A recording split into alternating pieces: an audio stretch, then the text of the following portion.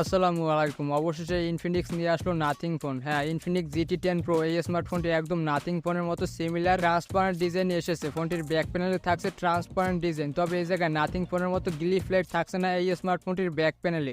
তো এই স্মার্টফোনটি ইন্ডিয়ান মার্কেটে মাত্র 17,500 রুপিতে লঞ্চ হয়েছে। আর এই স্মার্টফোনটি বাংলাদেশ মার্কেটও বেশ কয়েকদিন পরেই পাওয়া যাবে। তো এই স্মার্টফোনটিতে আর কি স্পেসিফিকেশন থাকছে এবং এই স্মার্টফোনটি আপনার জন্য কতটুকু ভ্যালু ফর মানি হবে, এই সকল বিষয় নিয়ে আজকে কথা বলবো। তো মূল ভিডিও শুরু করার পূর্বে আপনাদের কাছে একটি রিকোয়েস্ট, যারা কিনা এখন পর্যন্ত চ্যানেলটিতে নতুন আছেন তারা অবশ্যই চ্যানেলটি সাবস্ক্রাইব করে পাশে থাকা বেল আইকনটি অন করে দিবেন। তো চলুন ভিডিওতে একটি লাইক দিয়ে মূল ভিডিও শুরু করা যাক।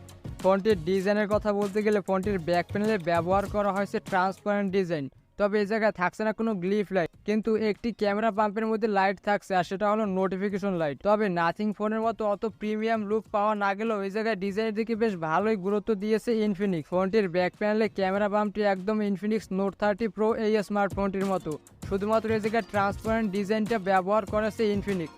সেই সঙ্গে ফোনটির ফ্রন্টে থাকছে ফুল ভিউ ডিসপ্লে, যার টপে থাকছে ছোট্ট একটি পাঞ্চল, আর এই পাঞ্চলের মধ্যে ইমপ্লিমেন্ট করেছে ফোনটির সেলফি ক্যামেরা। এছাড়া যাবতীয় পোর্টস অ্যান্ড বাটন সবকিছুই অ্যাভেলেবেল থাকছে এই স্মার্টফোনটিতে। তো এই সকল বিষয় নিয়ে এই স্মার্টফোনটির ওয়েট প্রায় 200 গ্রামের কাছাকাছি এবং থিকনেস 8.7 মিলিমিটার। তো 8.7 মিলিমিটার থিকনেস হয় ফোনটি কিন্তু একটু মোটা, তবে এই জায়গায় বেশ বড় সড়ে ব্যাটারি দেওয়া হয়েছে। তো ওভারঅল এই স্মার্টফোনটির ডিজাইন সেগমেন্ট নিয়ে বলতে গেলে এই জায়গায় চমৎকার একটি ডিজাইন দিয়েছে। মাত্র 17,500 রুপিতে এরকম ডিজাইন কোনো ব্র্যান্ডই প্রোভাইড করেনি এখন পর্যন্ত। ফোনটির ডিসপ্লের কথা বলতে গেলে ফোনটিতে ব্যবহার করা হয়েছে 6.67 ইঞ্চের একটি অ্যামোলেড ডিসপ্লে, যার রেজুলেশন ফুল এইচডি প্লাস অর্থাৎ 1080x2400 পিক্সেল এবং পিপিআই হিসেবে থাকছে 394 পিপিআই।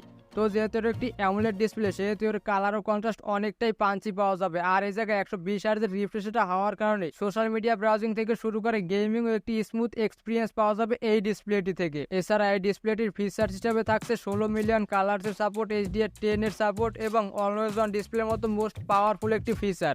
আর এই ডিসপ্লেটির ব্রাইটনেস নিয়ে বলতে গেলে এই জায়গায় থাকছে 600 নিটসের পিক ব্রাইটনেস, যার ফলে আউটডোরে তেমন কোনো প্যারাই খেতে হবে না এই ডিসপ্লেটির ব্রাইটনেস নিয়ে। তো ওভারঅল ডিসপ্লে সেগমেন্টটি আমার কাছে বেশ ভালোই মনে হয়েছে। বাজেট বিবেচনায় এই জায়গায় চমৎকার ফিচার দিয়েছে। ফোনটির ক্যামেরা সেটআপের কথা বলতে গেলে আপনারা তো নিশ্চয়ই জানেন ইনফিনিক্সের ফোনগুলোতে ক্যামেরার দিকে তেমন একটা ভালো ফোকাস করা হয় না। তারপর এই স্মার্টফোনটির ব্যাক প্যানেলে ব্যবহার করা হয়েছে ট্রিপল ক্যামেরা সেটআপ, যার মেইন সেন্সর হিসেবে থাকছে 108 মেগাপিক্সেলের ক্যামেরা এবং বাকি দুটি 2 মেগাপিক্সেলের ডেপথ সেন্সর। তবে এই জায়গায় যদি 2 মেগাপিক্সেলের ডেপথ সেন্সরের পরিবর্তে একটি আলট্রাওয়াইড সেন্সর অথবা একটি ম্যাক্রো সেন্সর ব্যবহার করতো তাহলে অনেকটাই ভালো হতো। ফোনটির মেন ক্যামেরার রেজাল্টের কথা বলতে গেলে ডেলাইট কন্ডিশনে বেশ ভালোই ফটোগ্রাফি করা যাবে, তবে লো লাইটে তেমন আহামরি লেভেলের ফটোগ্রাফি করা যাবে না এই স্মার্টফোনটির মেন ক্যামেরা দিয়ে।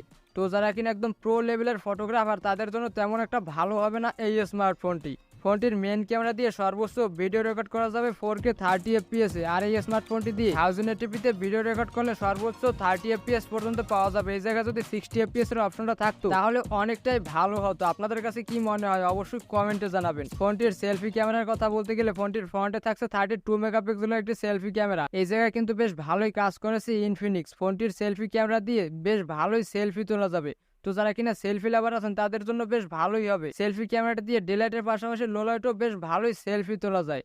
এছাড়া এই স্মার্টফোনটির সেলফি ক্যামেরা দিয়ে সর্বোচ্চ ভিডিও রেকর্ড করা যাবে 1080p 30 fps এ। যদি এই জায়গায় 1080p 60 fps এর অপশনটা থাকতো তাহলে অনেকটাই ভালো হতো, কজ বর্তমান সময় প্রায় 60% মানুষই কন্টেন্ট ক্রিয়েটর আর তারা সবাই ফ্রন্ট ক্যামেরা দিয়ে ভিডিও বানিয়ে থাকে। তো সেই ক্ষেত্রে ভিডিও স্টেবল হওয়া অনেকটাই জরুরি। ফোনটির পারফরমেন্সের কথা বলতে গেলে ফোনটি আউট অফ দ্য বক্স থাকছে অ্যান্ড্রয়েড 13 বেসড অন XOS 13। তো বর্তমান সময় এই ইনফিনিক্সের XOSটা কিন্তু অনেকটাই ক্লিন, আগের মতো অতগুলো ব্লোটার এবং অনেক বাগ দিয়ে ভরা না এই ইউআইটা। আর এই ইনফিনিক্সের ইউআইতে আগে অনেকটাই অ্যাডের দেখা পাওয়া যেত, কিন্তু বর্তমান সময় অ্যাড অনেকটাই কম দেয় এই ইউআইতে। সেই সঙ্গে ফোনটিতে চিপসেট হিসেবে থাকছে মিডিয়াটেক Helio G99, যেটা কিনা 6 ন্যানোমিটার ফ্যাব্রিকেশনে তৈরি করা অক্টা-কোর প্রসেসর। আর এই প্রসেসরটি clock speed 2.2 GHz Cortex A75। তো মিডিয়াটেক Helio G99 বেশ পরীক্ষিত একটি চিপসেট এবং অনেকটা নতুন একটি চিপসেট। এই চিপসেটটি দ্বারা গেমিং এর কথা বলতে গেলে free fire, PUBG, call of duty, asphalt 9 এর মতো গেম অনায়াসে প্লে করা যাবে কোনো প্রকার ল্যাগ বা হ্যাং ছাড়াই। এছাড়া আমরা রেগুলার ইউজে যে সকল অ্যাপ্লিকেশন ইউজ করে থাকি লাইক সোশ্যাল মিডিয়া হ্যান্ডেল থেকে শুরু করে ব্যাংকিং অ্যাপ্লিকেশন, তা অনায়াসে রান করা যাবে কোনো প্রকার ল্যাগ বা হ্যাং ছাড়াই। তো যারা কিনা একদম হার্ডকোর গেমারও আছেন তাদের জন্য বেশ ভালো হবে এই স্মার্টফোনটি। আর এই স্মার্টফোনটির মূল ফোকাসই করা হয়েছে এই স্মার্টফোনটির পারফরমেন্স সেগমেন্টে। সেই সঙ্গে এই স্মার্টফোনটি পাওয়া যাবে শুধুমাত্র একটি ভেরিয়েন্টই, আর তা হলো 8GB র্যাম এবং 256GB স্টোরেজ। আর এই ভেরিয়েন্টটির দাম ইন্ডিয়ান মার্কেটে রাখা হয়েছে 17,500 রুপি। তো এই স্মার্টফোনটি যদি বাংলাদেশে আসে তাহলে অ্যারাউন্ড 30,000 টাকার আশেপাশেই দাম হবে এই স্মার্টফোনটির। তো 30,000 টাকা বাজেট সেগমেন্টে বেশ ভালোই ফিচার দিয়েছে এই জায়গায়। বিশেষ করে এই জায়গায় যে ট্রান্সপারেন্ট ব্যাক প্যানেলটা সেটা অনেকটাই ইউনিক দেখতে। ফোনটির ব্যাটারির কথা বলতে গেলে ফোনটিতে ব্যবহার করা হয়েছে 5000 mAh এর একটি হিউজ ব্যাটারি। তো যারা কিনা একদম হেভি ইউজও করবেন তারাও একদিনের মতো ব্যাটারি ব্যাকআপ ইজিলি পেয়ে যাবেন এই স্মার্টফোনটি থেকে। কজ এই জায়গায় থাকছে অ্যামোলেড ডিসপ্লে, তার পাশাপাশি 6 ন্যানোমিটারের প্রসেসর, আর যার কারণে এই ফোনটি অনেকটাই পাওয়ার কনজিউম কম করবে। তো এই ব্যাটারিকে চার্জ করার জন্য থাকছে 45 ওয়াটের একটি ফাস্ট চার্জার। এই চার্জারটি দিয়ে ফোনটি ফুল চার্জ করতে অ্যারাউন্ড 1 ঘন্টার মতো সময় লাগতে পারে।